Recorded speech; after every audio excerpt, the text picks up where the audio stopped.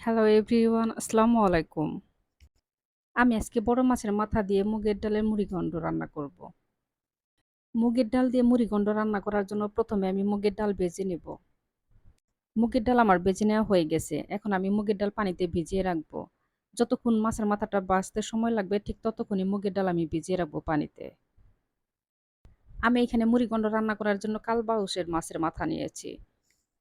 আর যেকোনো মাছের বড় মাথা দিয়ে মুড়িঘণ্ট করা যায়। বড় মাছ বাইরে থেকে কেটে নিয়ে আসে কিন্তু মাছের মাথাটা একদম ছোট করে কেটে দিছে। তেমন একটা মাছ নাই, তার জন্য আমি ১ পিস মাছ দিয়ে দিব। এখন আমি মাছের মাথা হলুদের গুঁড়া, মরিচের গুঁড়া আর লবণ দিয়ে মেখে নেব। নিয়ে এখন আমি প্যানের মধ্যে সয়াবিন তেল দিয়ে দিব। তেল গরম করে নিয়ে প্যানের মধ্যে আমি মাছের মাথা দিয়ে দিব। মাছের মাথা ভেজে রান্না করলে মুড়িঘণ্টটা খেতে বেশি ভালো লাগে। মাছ আমি একদম কড়া করে ভাজবো না, ঠিক এভাবে ভেজে নেব। মাছ ভাজি আমার হয়ে গেছে, এখন আমি নামিয়ে নেব।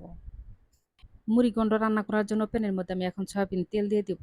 তেলের মধ্যে এখন আমি দিয়ে দিব একটা তেজপাতা, দারুচিনি, সাদা এলাচ আর কালো এলাচের অর্ধেক। এখন আমি দিয়ে দিব পেঁয়াজ কুচি। পেঁয়াজ আমি তেলের মধ্যে ভেজে নিয়ে এখন আমি দিয়ে দিব ৩ চামচ আদা রসুন বাটা। আদা রসুন আমি একসাথে ব্লেন্ডার করে নিয়েছি। আদা রসুন এখন আমি তেলের মধ্যে ভেজে নেব যেন আদা রসুনের কাঁচা কোনো গন্ধ না থাকে। এখন আমি দিয়ে দিব কাঁচামরিচ। আদা রসুন তেলের মধ্যে ভেজে নিয়ে এখন আমি সামান্য একটু পানি দেব। এখন আমি দিয়ে দিব ১ চামচ ভাজা জিরার গুঁড়া।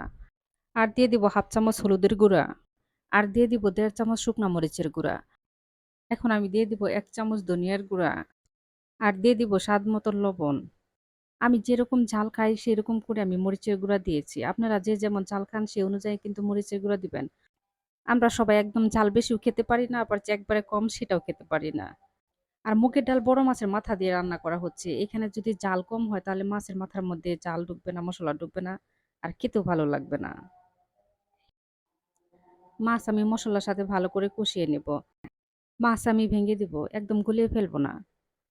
মাছ মসলার সাথে ভালোভাবে কষিয়ে নিতে হবে। এই মাছ মসলার সাথে কষানো যতটা ভালো হবে, রান্না ঠিক ততটাই ভালো হবে।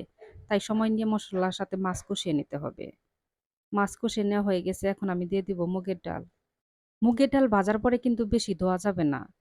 ২ বার ভালো করে ধুয়ে পরিষ্কার করে নিলেই হয়ে যাবে। মুগের ডাল আমি মসলার সাথে ভালোভাবে কিছু সময় কষিয়ে নেব। দেখেন মুগের ডালের নিচে একদম ঝোল শুকিয়ে গেছে। এখন আমি পরিমাণ মতো পানি দিয়ে দিব। আমি এখানে ২ গ্লাস পানি দিয়ে দিলাম। এই মুগের ডালের মুড়িঘণ্ট আমি একদম ভুনা করে ফেলবো। আর যারা ঝোল খেতে পছন্দ করেন তারা বেশি করে পানি দিবেন। এখন আমি উপরে ৪-৫ টা কাঁচামরিচ দিয়ে ঢাকনাটা ডেকে রান্না করে নেব। কিছু সময় পর আমি ঢাকনা উঠিয়ে নিয়ে দিয়ে দিব উপরে ১ চামচ ভাজা জিরার গুঁড়া আর দিয়ে দিব ১ চামচ ঘি। ঘি কিন্তু অবশ্যই দেওয়ার চেষ্টা করবেন। তাহলে মুড়িঘণ্টটা খেতে বেশি ভালো লাগবে। আর দিয়ে দিব পেঁয়াজের বেরেস্তা। আর পেঁয়াজের বেরেস্তাটাও স্কিপ করবেন না। এখন আমি ঢাকনাটা ডেকে মুগের ডাল রান্না করে নেব। আমার মুগের ডাল রান্না হয়ে গেছে। সবাই ভালো থাকবেন। আল্লাহ হাফেজ।